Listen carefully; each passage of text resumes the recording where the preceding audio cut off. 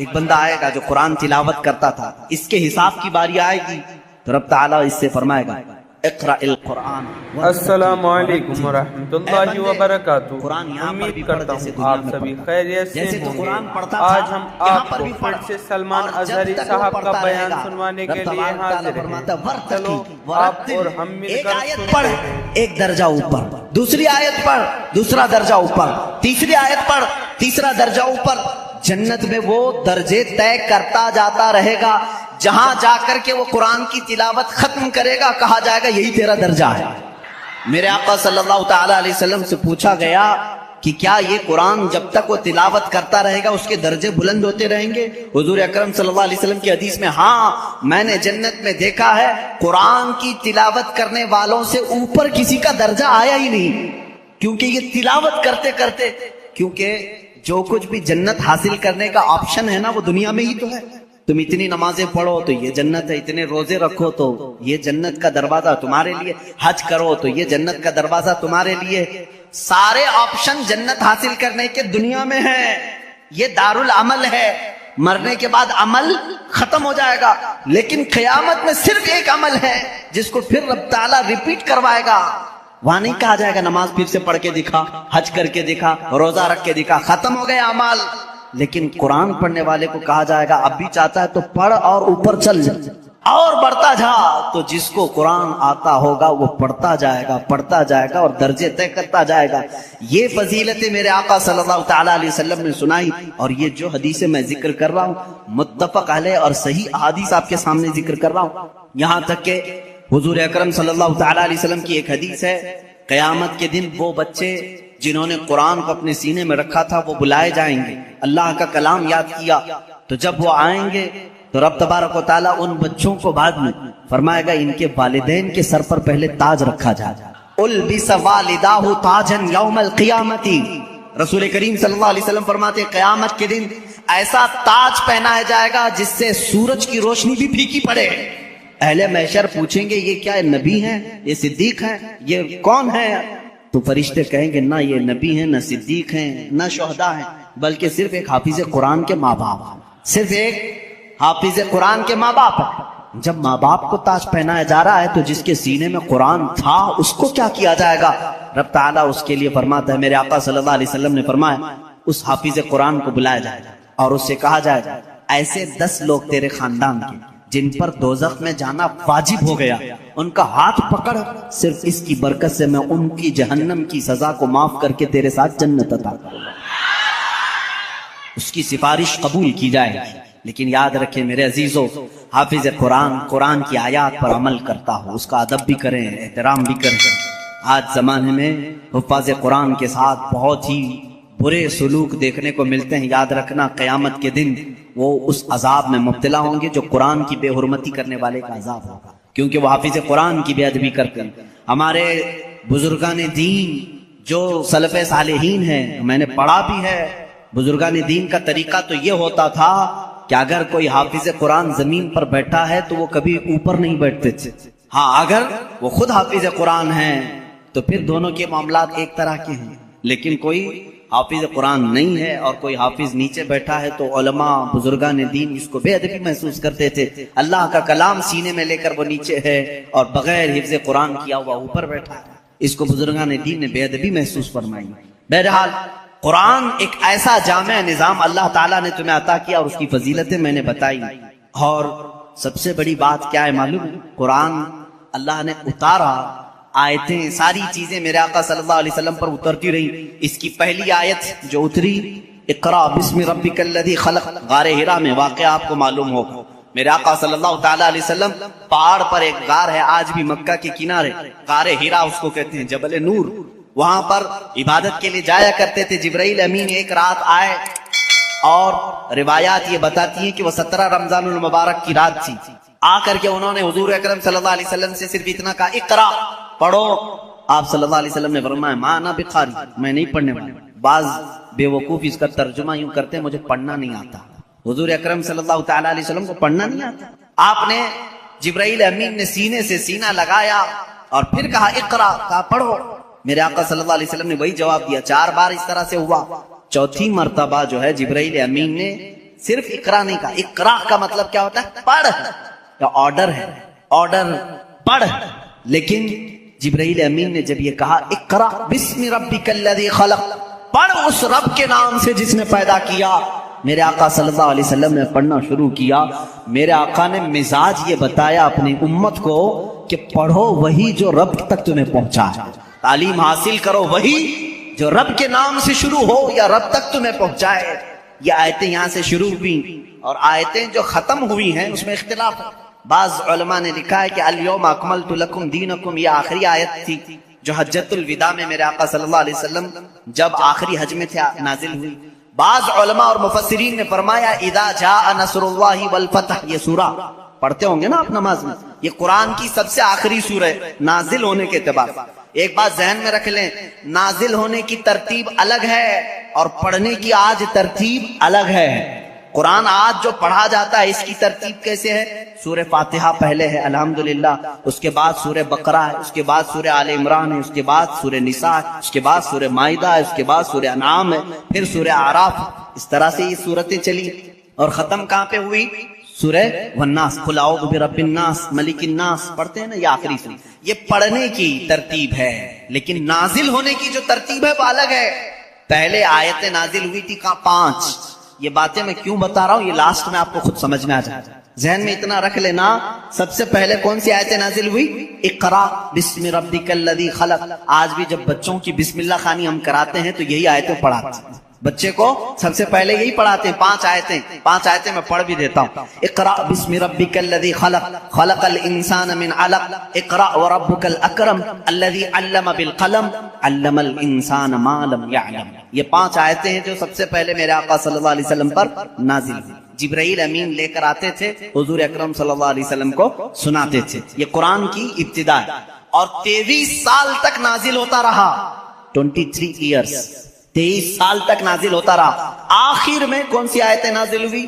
ایک تفسیر کی روایت کے مطابق اذا جاء نصر اللہ والفتح ورأیت الناس يدخلون فی دین اللہ افواجا فسبح بحمد ربک واستغفرہ انہ کان توابا. یہ 2 چیزیں ذہن میں رکھو. اقرا سب سے پہلے، سورہ اذا جاء نصر اللہ سب سے آخر. یہ قرآن کے نزول کا زمانہ میں آپ کو بتاؤں 23 سال تک نازل ہوئی. آپ کو میں بتاؤں قرآن اتنی فصیح زبان میں ہے. فصیح کا مطلب لٹریچر جس کو کہتے ہیں. جیسے ایک اردو ہے جو ہم اور آپ بول یہاں ہبلی کی زبان ہوتی ہے، اس کو فصیح اردو نہیں کہتے، لکھنؤ والے فصیح اردو بولتے ہیں. آپ کیسے؟ اب ہم ظاہر سی بات ہے میں تقریر جو کر رہا ہوں ہو سکتا ہے یہ اردو الگ ہے، ہبلی والی اردو الگ. اردو اگر میں وہ بولوں تو پھر یہاں بھونڈا لگے. آبے جابے توبے یہ اگر جو عام طور پر استعمال کرتے ہیں یہ بھونڈا لگتا ہے، کیونکہ فصیح زبان میں جب کوئی بیان کرے تو وہ دل میں اترتی بھی ہے. زبان کی مٹھاس اس کی فصاحت میں ہے. تو عربی زبان میں جو سب سے زیادہ فصیح جملے تھے وہ قرآن میں آئے. ایک بھی ہلکا جملہ نہیں آیا، ایک بھی کمتر جملہ نہیں آیا. اب جیسے ایک مثال میں آپ کو بتاتا ہوں. گھٹنا لفظ ہے نا، گھٹنا، گھٹنے ٹیک دینا، لیکن آپ گڑگے بولتے ہیں کہ نہیں؟ گڑگے ٹیکو. گڑگا کیا چیز ہے؟ گڑگا یہ تمہاری عامی زبان ہے. اگر یہ میں کتاب میں لکھ دوں کہ میں سجدے میں جاتے وقت گڑگا ٹیک دیا آپ کو برا لگے گا. کیا مولانا اچھی زبان میں بیچ میں ہڈی لے کے آ گئے. گھٹنا لفظ ہے، گھٹنا یہ فصیح لفظ ہے اور ایک عام لفظ ہوتا ہے جس کو آپ یوز کر رہے ہیں. سمجھ رہے ہیں؟ اب جیسے جانور کہتے ہیں، جانور ہے نا، اب عام زبان میں کہتے ہیں جناور. یہ فصیح لفظ نہیں ہے، یہ فصیح لفظ نہیں ہے. آپ یوز کر رہے ہیں لیکن آپ جب آپس میں بات کرتے رہتے ہیں تو اس کو برا بھی نہیں سمجھتے. کتنے جناور ایسے ہیں، یہ کیا ہے؟ یہ فصیح اردو نہیں. اچھا لڑکا کہتے ہیں، لڑکی کہتے ہیں، یہ فصیح اردو ہے. لڑکا آیا، لڑکی آئی. لیکن آپ کہیں چھورا آیا، چھوری آئی، یہ کیا ہے؟ چھوکرا آیا، چھوکری آئی. اس طرح کی یہ فصاحت میں استعمال نہیں، فصاحت میں استعمال نہیں. ایسی بہت ساری چیزیں ہیں اردو میں آپ کو سمجھا رہا ہوں. جو فصیح ہوتا ہے وہ لٹریچر ہے، اچھی زبان. اور قرآن پورا کا پورا فصیح عربی میں نازل ہوا ہے. ایک حرف بھی ایسا نہیں ہے جو عام لوگ یوز کرتے ہیں، ایک حرف بھی ایسا نہیں. اور صرف قرآن ہی اس طرح ہے. اور اسی وجہ سے اللہ رب العزت نے چیلنج پہ چیلنج کیا. قرآن پاک چیلنج کس کو کہتے ہیں معلوم ہے نا آپ کو؟ لا کر کے دکھاؤ. اللہ تعالیٰ نے 4 جگہ پر چیلنج فرمایا. پہلا تو یہ ہے قُلْ لَئِنِ اجْتَمَعَتِ الْإِنسُ وَالْجِنُّ عَلَىٰ أَن يَأْتُوا بِمِثْلِ هَٰذَا الْقُرْآنِ. اللہ تعالیٰ فرماتا ہے اے محبوب آپ فرما دیں سارے انسان جمع ہو جائیں, سارے جنات جمع ہو جائیں, دنیا میں جتنے انسان ہیں سب جمع ہو جائیں, جتنے جنات ہیں سب جمع ہو جائیں. اور اللہ فرماتا ہے کہ وَلَوْ كَانَ بَعْضُهُمْ لِبَعْضٍ ظَهِيرًا, آپس میں ایک دوسرے کی مدد بھی کریں. کس بارے میں جمع ہو کر کے کیا کریں؟ عَلَىٰ أَن يَأْتُوا بِمِثْلِ هَٰذَا الْقُرْآنِ, اس قرآن کی طرح ایک اور کتاب لا کر کے دکھائیں. یہ پہلا چیلنج تھا. عرب والوں کو چیلنج تھا, جو عرب والے عربی جانتے تھے. اگر یہاں والوں کو بولے ہوتے پتہ نہیں کیا ہوتا, دوسری زبان ہی نہیں ہے تمہاری. عرب والے جو عربی میں ماہر تھے ان کو ہی چیلنج ہے کہ یہ عربی میں قرآن اترا, اس طرح کا ایک قرآن لا کر کے دکھاؤ. پورے قرآن لانے کی بات چل رہی تھی, نہیں لا سکے, زمانہ گزر گیا. اس کے بعد رب تعالیٰ نے اس چیلنج کو تھوڑا ہلکا کر دیا, کم کر دیا. کہا ام یقولون افترا فأتوا بعشر سور مثلہ, یہ اللہ کے کلام پر جھوٹ کہتے ہیں, حضور کو کہتے ہیں شاعر ہے, ساحر ہے, جادوگر ہے. اے رسول ان سے کہہ دیں پورا قرآن تو اب تک بنا کے نہیں لا سکے, اس کی 10 صورتیں بنا کر کے لاؤ, اس کے جیسی 10 سورے بنا کر کے لاؤ. حضور اکرم صلی اللہ علیہ وسلم نے چیلنج کیا مکہ والوں, اور وہ آپس میں چیمی گوئیاں کرتے رہتے تھے. ارے چیلنج تھوڑا ہلکا ہو گیا, اب تو بناؤ. پوری کتاب نہیں, 10 سورے بنانا ہے. 114 سورتیں ہیں قرآن کی, اس میں سے 10 سورتوں کی برابر کوئی سورے لے کے آؤ. نہیں لائے. پھر اس کے بعد اللہ تبارک و تعالیٰ نے تیسری مرتبہ جا کر کے اور چیلنج کو کم کر دیا. وَإِن كُنتُمْ فِي رَيْبٍ مِّمَّا نَزَّلْنَا عَلَىٰ عَبْدِنَا فَأْتُوا بِسُورَةٍ مِّثْلِهِ, اگر تم کو شک لگتا ہے جو کچھ بھی ہم نے اپنے بندے پر اتارا ہے تو لاؤ اس قرآن کی طرح ایک ہی سورے. کتنی؟ ایک سورے لے کر گیا. پہلے پورا قرآن کے جیسا لانے کا چیلنج تھا, بعد میں 10 سورے لانے کا چیلنج تھا. پھر تیسری مرتبہ رب تعالیٰ نے کیا فرمایا؟ ایک سورے لے کے آؤ. نہیں لائے. اور حضور اکرم صلی اللہ تعالیٰ علیہ وسلم نے کیا فرمایا؟ ایک سورے جب وہ نہیں لائے, اس زمانے میں کیا ہوتا تھا, کمپٹیشن ہوتا تھا شعر و شاعری کا. مشاعرے ہوتے ہیں نا, اچھا شعر کس کا ہے اس کو انعام دیا جائے. جو شعر و شاعری کرتے ہیں وہ جانتے ہیں. عرب والے شعر و شاعری میں بہت مشہور تھے. سال میں ایک مرتبہ مکہ میں حج کے موقع پر سب بڑے بڑے شاعر جمع ہوتے تھے, اپنے شعر سناتے تھے, اور جس کا شعر سب سے اچھا ہوتا تھا اس کے شعر کو کعبے کے دروازے پر لٹکایا جاتا تھا. اور اس کی فضیلت تھی, سال بھر تک وہ شعر نکالے نہیں جاتے تھے, بلکہ اگلے سال اس سے بھی بہتر کوئی لاتا تو وہ نکالتے پھر اس کا لٹکاتے تھے. یعنی ورلڈ گینیز بک میں جس طرح ریکارڈ درج کیے جاتے ہیں, ارے میاں یہ ابھی جو ہے 100 انڈے کھایا ہے, اب دوسرے کا نام اسی وقت لکھا جائے گا جب 150 انڈے کوئی کھا کے آیا ہے. وہاں ریکارڈ بنانے کے لیے شعر و شاعری ہوتی تھی, اور مکہ میں خانہ کعبہ کے دروازے پر لٹکائے جاتے تھے. وہ ہر سال کا معمول تھا. ایک سال میرے آقا صلی اللہ تعالی علیہ وسلم نے لکھا انا اعطیناک الکوثر فصل لربک وانحر ان شانئک هو الابتر. 3 آیتیں ہیں, ایک چھوٹی سورہ ہے. لے جا کر کے میرے آقا صلی اللہ علیہ وسلم نے خانہ کعبہ کے دروازے پر لٹکایا. آؤ عرب والو, اس سے بہتر کوئی چیز ہو تو اس کو اتارا جائے گا اور دوسرا اس کا لایا ہوا شعر لگایا جائے گا. یہ چیلنج چلا مہینہ 2 مہینے کئی دن تک. سارے پریشان تھے. اس وقت جو موجود تھے ان کے بس میں نہیں تھا. ایک بہت بڑے شاعر کو یہ لوگ یمن سے یا کسی علاقے سے لے کر کے آئے اور اس سے کہا یہ چیلنج محمد نے دیا ہے صلی اللہ علیہ وسلم کہ یہ 3 آیتیں ہیں اس کے اندر, اس سے بہتر کوئی چیز لا کر کے دکھا.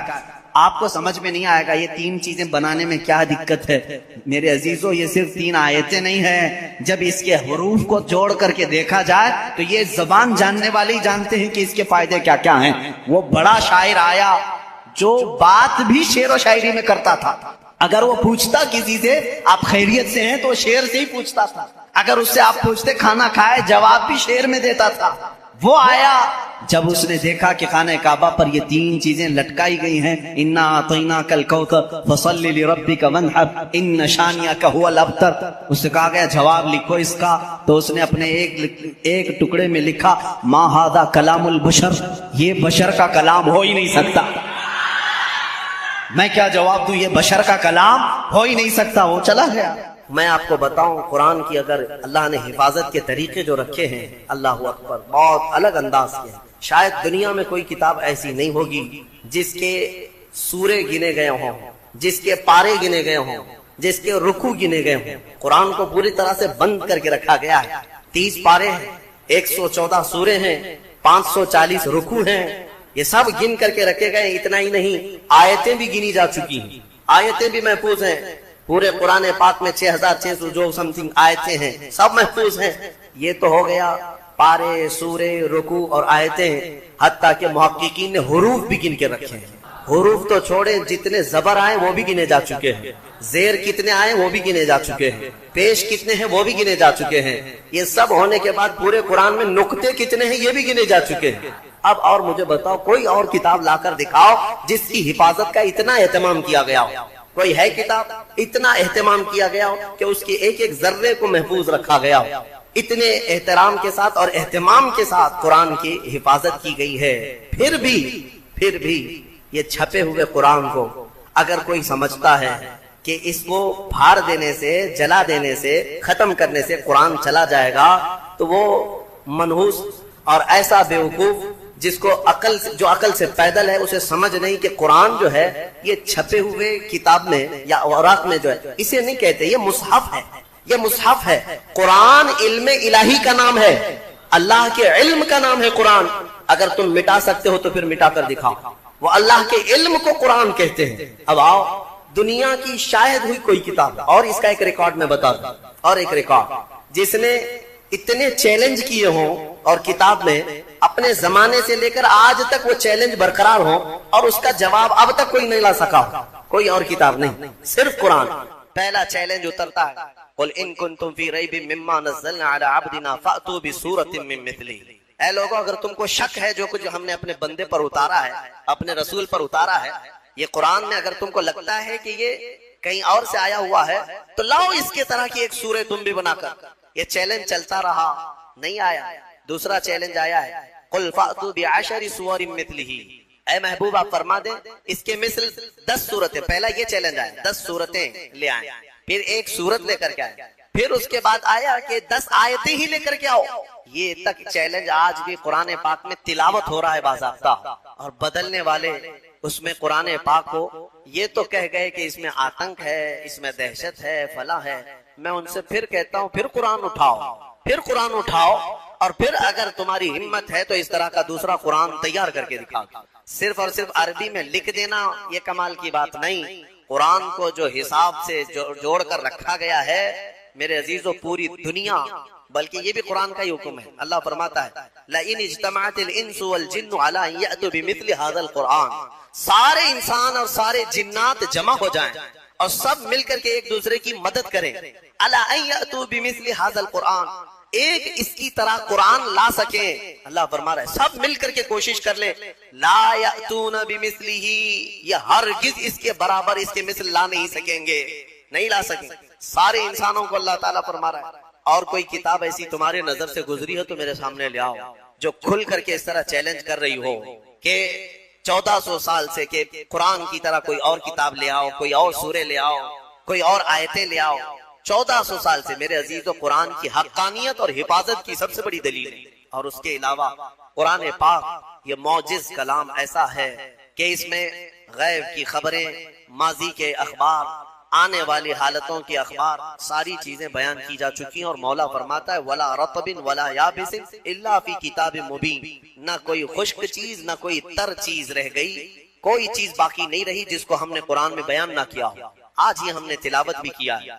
آج کے 14ویں پارے میں اللہ تعالیٰ نے فرمایا وَنَزَّلْنَا عَلَيْكَ الْقُرْآنَ تِبْيَانًا لِكُلِّ شَيْءٍ. ہم نے ہر چیز کا واضح بیان قرآن میں اتار دیا. اس کتاب میں ہم نے واضح بیان کر دیا ہے. حضرت عبداللہ ابن عباس رضی اللہ تعالیٰ ایک مفسر بھی ہیں اور حضور صلی اللہ تعالیٰ علیہ وسلم کے چچا حضرت عباس کے بیٹے ہیں. حضور کی شاگردی میں قرآن پڑھا ہے. وہ کہتے ہیں کہ اگر میرے اونٹ کے گلے کی رسی بھی گم ہو جائے تو میں قرآن سے ڈھونڈ لوں گا. اتنا علم ان کے پاس تھا. میرے عزیزوں, اونٹ کی رسی اور قرآن کا کیا تعلق ہے؟ لیکن ان کے کہنے کا مطلب یہی ہے کہ دنیا کی کوئی بھی چیز تم لے آؤ, میں اس کو قرآن سے حل کر کے دکھاؤں. قرآن تمام علوم کا خزینہ ہے اور اللہ تبارک و تعالیٰ اس کی حفاظت کا ضامن ہے. کچھ نہیں ہوگا قرآن پر, کچھ نہیں ہوگا. آج کے زمانے میں ہم نے ایک حادثہ دیکھا. دلی میں بیٹھ کر وسیم رافضی نام کا ایک ملعون نطفہ ناپلی جو दूसरों की झोली में पलता रहा, दूसरों के फुजले खाता रहा, और किसी और का पाला हुआ बंदा उठ करके अचानक कुरान पर हमले करने लगा कि मैं कुरान को बदल देता हूं और दूसरा कुरान ले आता हूं। दूसरा कुरान मतलब 26 आयतें निकाल करके, जो कुरान की असल आयतें वो निकाल करके हज़फ करके एक नया कुरान ले आऊं। कितने दिन चला उसका कुरान? अभी तो हम भी जिंदा हैं, अभी हम भी जिंदा हैं। हमारी नस्लों की तो बात छोड़ो, कहां गए साहब जो चैलेंज कर रहे थे कुरान नया लाएंगे सबको? मदरसों में उस खबीज ने कुरान भेजा था एड्रेस पे, कई मदरसों में पार्सल भेजा था कि ये कुरान अब पढ़ाया कीजिए। जुर्रत और हिम्मत देखें, अभी अंजाम आना बाकी है मेरे अजीजों। जब जब किसी ने कुरान को बदलने की कोशिश की है, मौला पूरी उसकी जात को बदल दी, उसकी पूरी हैसियत को बदल कर रखा। हाँ, अभी अंजाम देखना बाकी है। आप इंशाअल्लाह अपनी आंखों से देखेंगे रब्बे जुल जलाल की पकड़ कैसी आती है। क्योंकि मेरे घर के साथ छेड़छाड़ कर रहे हो अलग बात है, मेरे कपड़े के साथ छेड़छाड़ कर रहे हो अलग बात है, लेकिन मौला ने जिसके बारे में वादा किया कि हमने कुरान को उतारा और हम ही इसकी हिफाजत करेंगे, और तुम उसके इल्म के साथ छेड़छाड़ करो, अब फिर अल्लाह से जंग करो, फिर अल्लाह से जंग करने का अंजाम वो खुद भुगतेंगे। लेकिन मुसलमानों से मैं ये कहना चाहूंगा, हमें कुरान पाक के जाया होने का बिल्कुल खौफ नहीं है, जाया होने का खौफ नहीं है। इंशाअल्लाह ये सुबह क़यामत तक बाकी रहेगा। लेकिन मेरे अजीजों, तुम पर कहीं ऐसी मुसीबतें न आए कि कुरान तुमसे रूठ जाए, कुरान तुमसे दूर हो जाए। हाँ, ये भी हो सकता है, कई कौमों में ऐसा देखा गया है कि कुरान उनसे दूर हो गया, तो ये तुम्हारे लिए नहुसत है, ये तुम्हारे लिए बर्बादी। वो जमाने में मुअज़्ज़ज़ थे मुसलमान होकर, वो जमाने में मुअज़्ज़ज़ थे मुसलमान